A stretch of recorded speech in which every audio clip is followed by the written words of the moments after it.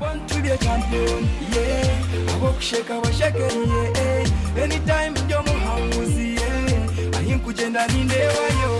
I was born.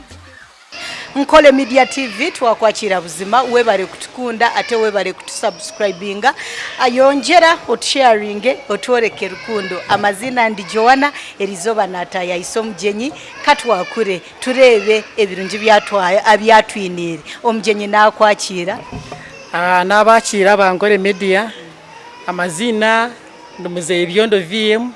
Mzee Byondo V.M. Yes, amazina genyini ni Muhayirwe Vitas Byondo. Mzee Byondo V.M. ni business name. Nabakira on business yanje. Okay. Mzee Byondo nokora ki? Mzee Byondo nyine eduka ya chemicals. Chemicals ezokora detergents. Chemicals ezokora detergents. Aha, detergents nkachi? Detergents nka liquid soap. Twinemba ziyokora liquid soap. Twinemba ziyokora sabuni y'ebitori. Twinemba ziyokora amavuta go kwesiga. Emba ziyokora bleach. Bleach nichi omuntu nabuza bleach nichi? Bleach nombazi okwiha stains nka amashuka garukwera. Babikwesa munongo morojezi koze ibintu birukwera. So eje niyo bleach. Wano lemon wito wokwe naba namanya bleach nka jiki. Abinji bagiyeta jiki konka tukagiyeta jiki hanuya abuka jiki ni brand yo muntu. So tokemero kagama ngo nokora jiki ni brand yo muntu. General name no bleach. Semba ziyokora bleach tujine, emba ziyokora amavuta go kwesiga tujine, arembazi yokora jezi no mbazi ogurukubinga ebinuko ompita latrine. Ninga ntona rihecho nuko pita latrine za kasasoro yakubasika ejo ne twarwa munonga abamashomero na namarwaro. Yes. Twinemba ziyokora grass cleaner, jinemba zo kusimurebera huri.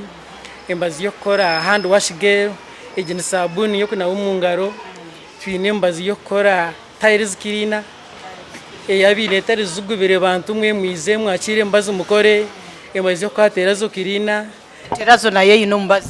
Yes, tarizo kusanga ziyo zugubire twinembazi yokora terazo cleaner okota terazo zikagarika murembe twinembazi yokora toilet cleaner ejinembazi yokoze twetsezamije flash toilets ne tujine embazi yokaza roshoni ngobo kwesiga mena ngo munyirire.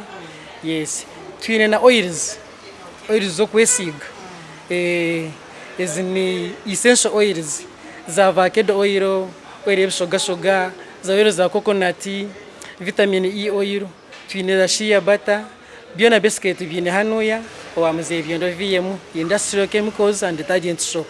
Okay, Mzee Byondo nindeba watugira mwine embaze rikore by'ebintu byona mbwene ebintu ebi byona ntubitwa manufacturing industry. Iwe nkari kuguza ebintu ebya manufacturing industry mu Uganda no girebo. So far not bad. Twine abantu aba training government ka training abantu out there. So aba bantu bari in small scale manufacturing. Ni wondoho kubahereza embazi yo kosa detergents bakwana bagura hanuye abantu nibija bakabigisoko ari kudusop out there o mashomero mu communities babigisokora za basop babigisokora amavuta go kwesiga. So me as Mzee Byondo nibija bagure ibintu hanuya bagenda bakora ibintu detergents bakora amavuta no baguza batunga kasente bebisa. Yes, manufacturing industry mu Uganda yangu eriyo neje no muri direction kwa wara government neta musente ngo program ya educate Uganda bakeje sabantu masanga abantu nemba begesa no bekora ibintu bargomboro on a small scale no shango muntari yokwe akozedo muri tanezeza ari kudusop na wenaguza atunga kasente. That is manufacturing. So nindangu we in the right direction. Yes. Mzee Byondo eji business wajimara mbwire ki? Business eji najimara emyaka 5. Yes, ndukuhereza aba Western Uganda na Uganda as a whole. Yeah. Aha, Mzee Byondo atu evaluating business eji omyaka 10 enyuma manufacturing industry obire no girebo. Ba moviti nabandi bataka monopolize bariyo they were monopolizing actually the business hati omyaka 10 enyuma manufacturing industry ogirebiro omyaka 10 kurugiro kuno kureba ibintu kubiri with government support to the local investors ntwiza kuba turahari akwarinda ngo umuntu arikwedo muri 5 yatunga support in terms of finances akongera domarize yitana kokori 10 omyaka 2 myaka 10 no kusanga umuntu arikwedo muri 5 hati arikwedo muri 10 in the near future ejo ninjangu itizi nchibashiri churungi akora amajuta obukopi 10 omyaka 10 yatunga support financially ashimuka none akora obucupa nka 500 so twagendera rurengorwe nyesiga ngo manufacturing industry mu Uganda with the local population kudiringa nabo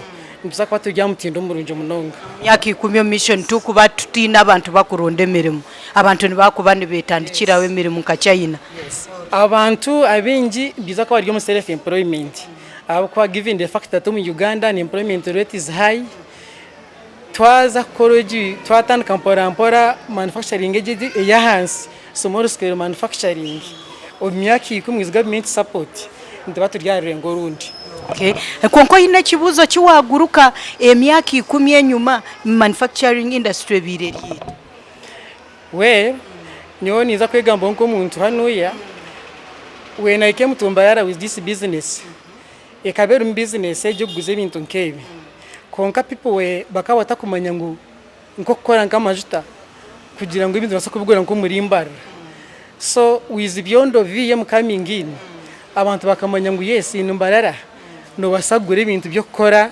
ebintu ebyo gukora amajuta gukora za sabuni gukora za jezi za bleach so inda obuhereza mbubikize hi abantu Western Uganda no bamanya ngo edukereho yakwasagura ebintu kwekora ebintu bakaguza bakiyema ka sente yeah mbwenu Mzee Byondo do you see the manufacturing industry abantu abakora rurengo rwa hansi as a solution to unemployment mu Uganda?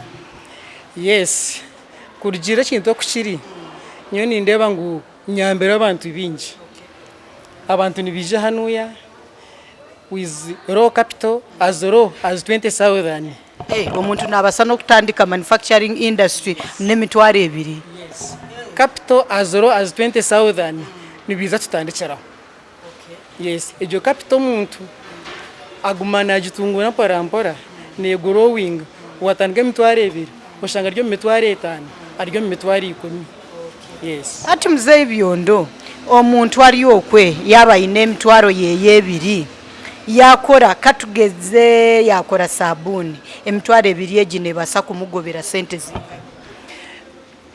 emitwaro 2 wakora nkari ku shop no basa kwiyamu nko mutwaro nkagumwe agoba gwo mutwaro so mini ngo muntu wakwedo muri 2 ha mitwaro nkesha dune chwekena na basa kwiyemu mitwaro nkazamukaga yakora ebintu bya 1 million no shangai ne million wakora ebintu bya 1 million basically no hemge mitwaro nkatano that is not little profit so fun hii turarurengoro na namuha profit ya 1 million ejo nyingi ekintu kigoba kabiri ni buzibuki ba customer bawe buba kukira kwija bakugambaho especially aba bari mu manufacturing industry ni wenki weri umwami Byondo ninyenda otugambire ho kake challenges zo kufuna manufacturing industry hamwe n'aba manufacturers abakukira kwija bakora za sabuni na za jezi challenges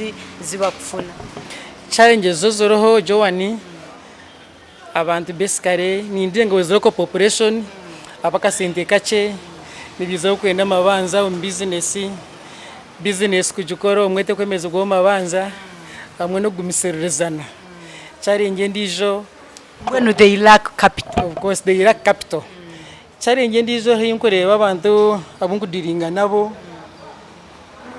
local population education levels zabo abingi zirya hansi mbwenu na chemical na abata kugicenga yes birya hansi so meaning ngo mutkaru kwija ni mushoborera from A to Z okwara akora umwe ninga yidingo kwara akwere kintu echo mbwenu kikutwarira obwire bulingo irebe bintu n'ebintu bikorwa India bikorwa China. I don't import myself.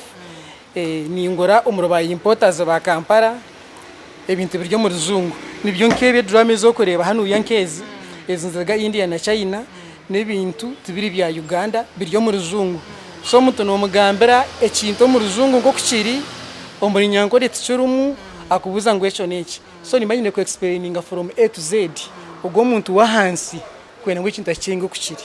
Okay. Hati mzeyi ebye bintu kubikora umuntu nkyetenga abashomire munonga ine degree ayine senior 6 oba buri omwe nabasa gukora ebye bintu.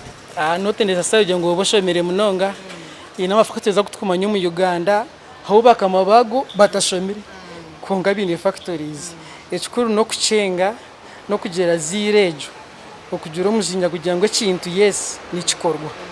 So tukwetaga ngo boshomere munonga ngo ze kore bintu ebi kongo kushoma na added advantage kushoma na added advantage base kubicenga nkakuwatugambira nte bintu nibiba biryo mu rujungu and harona scenario some story ori akakwata ebikozesebwa jiki yamaraga binaga yabinaga omwana yabigwaho mbwenu nimba guidinga n'engeri yiba kubasa kubikumamu. Of course omuntu ari kwija hanuya kugira ngo ebi nebazi be dangerous into mukoshoninga eji nembazi tino mbazi ngo numunyu go kuzandwa na wagora panado mu pharmacy okagitwara umuka nota kujibikare n'abana. So nitakwiye hanuye mbazeji into mukoshoninga tugira ngo nebazi ebi very dangerous utakabye exposing anyhow abko mutunga yabinyone basa kumukora kubi. So kurga hano wagure mbazeji ejo question no genda nayo ugambara igine mbazi tine mbazi guryaho ngubonire. Okay. Hati Mzee Byondo omuntu aliyo ku especially abakudiringa o manufacturing no bahabuhabuzi ki ababa kuzayo bakaringuriza bakarugayo bakagira tibi kugoba tibine katare ni bakira kurran tibine katare. What advice do you give to the manufacturing sector ninga shi abantu abaliyo kwa hansi? Ba customers banje na nimwe abarabiro ba customers banje mwe mukaberugamu nimangu mukafacinga challenges. Ezo challenges on business zurumu you expect them ekintu cyakuhonda when you fall down toguma hansi you wake up. Challenges zuruho tuzikabura kubaho zo ziri yokwe akatare tokafuni immediate nozo mukatare nkabandi oronda akatare kebintu ebyo konga kinko bashowaringa no kugira ngo nko muri mbara for example tire kizimbe kitakusimura omukasheshe omwe muyihangwe no mwazi. So na namaka yes. So ejo ni sabuni etagisubwa tine kizimbe kitaku batakwesiga majuta tine muntu atakwesiga majuta basically nimwetaga majuta zatari zikirina abantu zino makagitu zigubiri. So watana kampora kakore ibintu ebyo okajura muzinyogwe okajoti yes it is possible church is possible for others why not me nyese ko market ekubura abo abantu babyenda bariyo abantu babyenda byo bintu bine yes niyo notanchero nkabano ko batandishire you go on nokora. Okay. Omwoja ryokwe ningashi omushiki ningashi omwana wa university burirwo murimu ani buhabuzi ki bwo kumuha iwe nkari kuguza ebye byembazi. How can you help ogwo mwana? Beska aba university nimbambi ni wahabo kwijagure bintebi mba guiding. Yes koko mara kushoma mwensi yakwatamu no banyikirira tuzo business mba guiding ko ari ku dishopu okora majita go kwesiga za brichezo za jezi with little capital omuntu atandikiraho meanwhile akorende cyo gukora amwe nangwa mbikaba bugumizamu ebashomero shango mwe babikwasa hansi arangogire ni yazamu it's a better line agumiza markore bindebe. Okay. Mzee Byondo webare mnonga kutuhakire kawe ntwenda oyakureho bakastoma bawe ate obakire nti batahwa masiko bije bagure bintu babase kwetungura. Ba customers banje Western Uganda umurimbara mwene himuri mwebare kumbisaho You are the reason why I exist. A customer is a king in the business. Nimbachira ogumisiriza kuroho mutakatina mwije tuzo business. Mwebare kumsapotinga, mwemare kunkore kindi. Mwene himuri nimbaramusi. Kandi mwebare kugumana nanyi no kumsapotinga mu business. Ni mwaba Ankole Media. Mwebare kuja kunyiko hano tukaganira business. It was a great pleasure having you. Mwebare mnonga. Okay, thank you so much. Ankole Media TV, mwebare mnonga kutukunda ate mwebare kutusubscribing. Until next time, nasigara ndi Joanna. Bye bye.